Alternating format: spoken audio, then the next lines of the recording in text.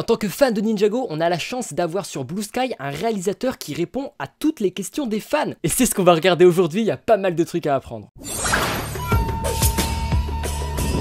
Retrouve-moi en live du dimanche au jeudi, 21h-22h sur Twitch. Tu serais capable de chanter anime en live? C'est-à-dire laquelle d'anime? Bébé quand je suis trop nostalgique, quand on va rentrer nu dans la chambre là. Ça tu vois, je sais chanter de ouf. Donc du coup c'est quoi cette histoire? En gros pour vous résumer, on a donc depuis la nuit des temps sur Twitter, enfin sur X, on avait Tommy Anderson qui répondait à nos questions. Voilà, Tommy Anderson qui était un des réalisateurs de Ninjago, du coup qui répondait à nos questions sur Twitter. Par exemple, pour lui demander est-ce que Nia et Jay vont à nouveau se faire des bisous sur la bouche? Et Tommy Anderson disait non, peut-être pas, je verrai dans la prochaine saison. Bref, Tommy Anderson a quitté Ninjago et c'est un nouveau qui a pris le relais qui s'appelle Doc Waite depuis 3-4 ans avec Dragon Rising. Sauf que Doc Waite, lui, il aime pas Twitter, il aime pas Elon Musk, tout ça, il est anti-Elon Musk, anti-capitaliste, bon je raconte de la merde. Bref, dans tous les cas, il répond pas sur Twitter, il répond sur Blue Sky. On peut quand même lui poser des questions, et donc évidemment des fans lui ont posé des questions. On n'a pas les questions, mais on a directement les réponses, donc en fait, je vous propose un petit florilège de plein d'informations qui ont été diffusées par Doc Waite, ou Doc Wyatt, vous l'appelez comme vous voulez. Il était sur Twitter jusqu'à la fin de l'année dernière. Ah ouais, mais il a vu que après le rachat d'Elon Musk, il a... Bon, dans tous les cas, il est sur Blue Sky, un espèce de concurrent à Twitter. Donc alors, on commence du coup avec tout simplement les parents de Frax sont en vie. Ok, d'accord, les parents de Frax sont en vie. On prend l'information. Jaya, c'est mort tant que Jay a sa bonté détruite. Ah, donc ça c'est intéressant. Ça veut dire que le couple Nia-Jay, il est... avec du coup ce qui est devenu Jay, donc dans Dragon Rising, donc c'est devenu un peu rogue, un peu un bad boys. On dirait que c'est vrai que la relation Jay-Nia, elle est un peu morte. Après bon, ça on s'en doutait un peu puisque Nia lui avait fait, pas des avances, mais il lui avait genre, ouais bah, oh Jay, je suis Nia quoi. Et Jay il était en mode, Daily Shock pas d'accord, tu vois, il était comme as. Carrément morte, oui. Ouais mais donc, mais après il a dit tant que sa bonté est détruite. Possiblement, quand Jay va retrouver la mémoire et qu'il va redevenir un GOAT, peut-être que avec Nia, ça va être à nouveau beau, quoi. Parce que là, c'est... Putain, et t'imagines pour Nia comment ça va être difficile à vivre. En vrai, pour Nia, c'est quand même assez... Là, il part pendant des années et quand il revient, c'est une autre personne. Ça doit être traumatisant pour Nia. Mais c'est intéressant aussi de savoir sa réaction par rapport à ça. Les parents de Frax sont Scales et sa femme. Qu'est-ce que tu racontes? Ça fait des années, techniquement. Oui, ça fait des années. Mais j'ai l'impression qu'ils veulent détruire les couples. Kai et Skyler, Nia et Jay, c'est pas vraiment qu'ils veulent les détruire, c'est qu'ils les entretiennent pas. Après, entretenir un couple, c'est compliqué. Hein. C'est un peu un reflet de la réalité. Hein. Le tout, les gars, c'est pas de se mettre en couple, c'est de garder ce couple. Mais j'ai l'impression qu'ils veulent détruire les couples. Peter est le père de Frack. X-Fly, tu vas arrêter de raconter de la merde là. Déjà, réponds à toutes les questions qu'on t'a demandé sur Twitter là, et ensuite viens faire le petit malin en commentaire. Voilà, X-Fly, on va te tabasser. Voilà, c'est ça. Va répondre aux messages qu'il y a sur Discord et ensuite tu pourras venir faire le petit malin là. Ok X-Fly? Non mais après pour revenir sur les couples on a des nouveaux qui se créent. Hein. On a des nouveaux qui se créent. J'allais dire Frack et Sora. Bon on a un peu des petites... Voilà des... C'est pas vraiment des couples, c'est des... Rumi et Lloyd. Oui non mais ça c'était un fantasme mort depuis très longtemps. Rumi c'est Rumi. Thunderfraud n'était affilié à aucun dragon source avant sa chute. Ok, paraît logique puisque... Et sa capacité à aspirer les âmes est due à de la magie. Ouais, c'est de la magie noire, ok, donc il est vraiment indépendant en fait, c'est ça qu'il veut nous dire. Les opinions des autres dragons divergent beaucoup quant à sa capacité. Quant à cette capacité. Qu'est-ce que ça veut dire ça? Je comprends pas trop. Après c'est des trucs traduits de l'anglais. Hein. Donc les capacités de Thunderfang, les autres dragons divergent beaucoup quant à cette capacité. Ça je comprends pas la traduction. Col et Géo. Et ça on va en parler...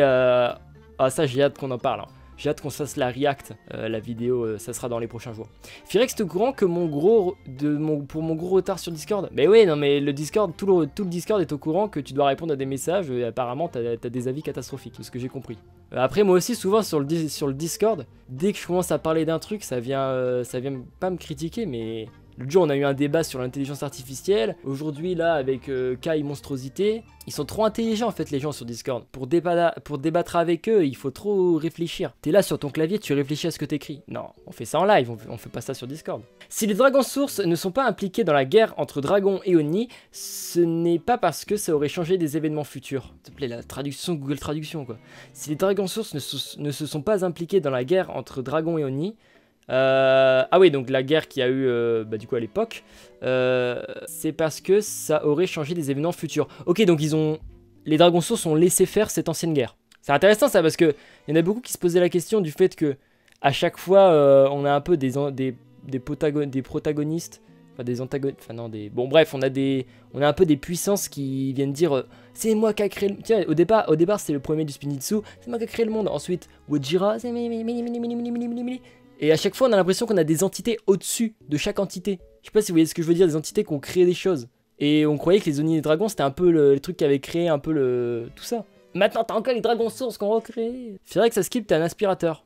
Un aspirateur à lire des conneries sur le chat. Comme il était l'intermédiaire des 7 Dragons Sources, le premier du Spinjitzu avait accès à plus de pouvoirs venant des cœurs de dragon que Lloyd. Ok, donc le PMS était plus puissant que Lloyd. Ouais, après le PMS a quand même en partie créé Ninjago, donc logique qu'il est plus... Le premier du Spinjitzu connaissait personnellement chacun des 7 Dragon Source. Ok, donc il y était vraiment très attaché au Dragon Source. Salut Tadomi, bienvenue, salut Maxant.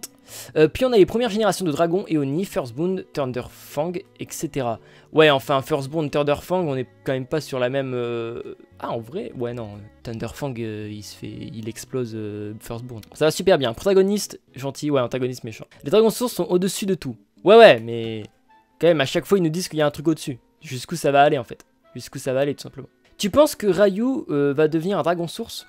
Bah, ça m'étonnerait, hein. Ryu c'est un streamer, je vois pas pourquoi ça deviendra un dragon. Ça va rester un humain, je pense, Ryu. Hein. C'est un streamer sur Twitch. Pourquoi il deviendra un Dragon Source? On ne saura pas ce qui a mené à la guerre entre Oni et Dragon dans Dragon Rising, mais Doc Waite espère que ça arrivera dans le futur. Enfin, le bien, le mal, voilà, on sait pourquoi, pourquoi ils se sont embrouillés. Hein. Y a pas vraiment de raison, quoi. C'est le bien, le mal, oui, bah oui. Firstborn, c'est la femme de Thunderfang. Vous arrêtez de dire des conneries dans le chat? Comment voulez-vous que j'anime correctement, là? Déjà, je dis ma connerie sur Ryu, et ensuite, vous rajoutez des fausses infos. C'est vrai ou pas? C'est pas moi, c'est X-Fly. Oui, à chaque fois, il y a toujours au-dessus. De base, le premier du Spinjitzu, ça devait être le plus fort depuis toujours. Ensuite, les Oni Dragons, ensuite Uejira. Et maintenant, les Dragons Sources. Je suppose que les prochaines étapes est le maître de race au-dessus des Dragons Sources. Ouais, non, mais t'as toujours quelqu'un d'au-dessus, quoi. Tu animes quoi? Arrêtez de me parler d'anime, là. Pourquoi il a commencé un stream?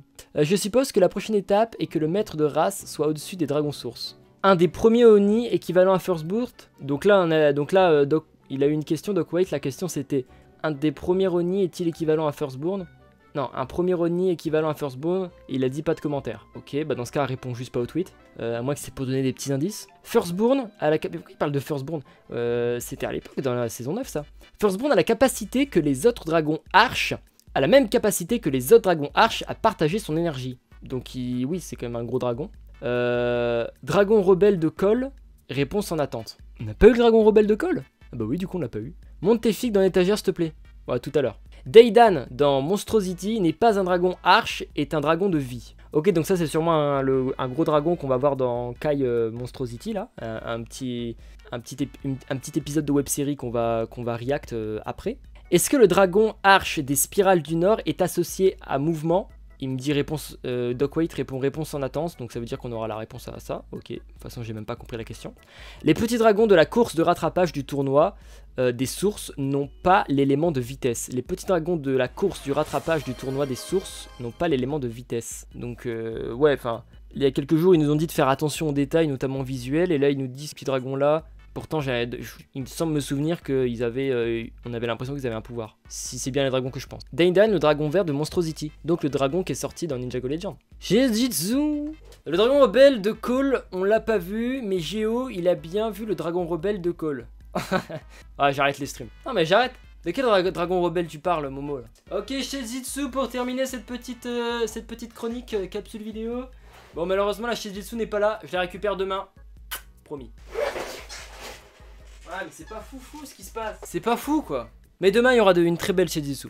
Ça va faire des fanfics. Des fanfics avec des chapitres Lemon. Bah désolé, dans Wojira ressemble à GSP quoi. Flop Jitsu, ouais c'était un peu le flop Jitsu. Bon, en tout cas intéressant ces petites infos partagées par Doc Waite. Et c'est pas fini les amis, puisqu'il y en a eu des nouvelles très récemment. Il a à nouveau répondu à des choses.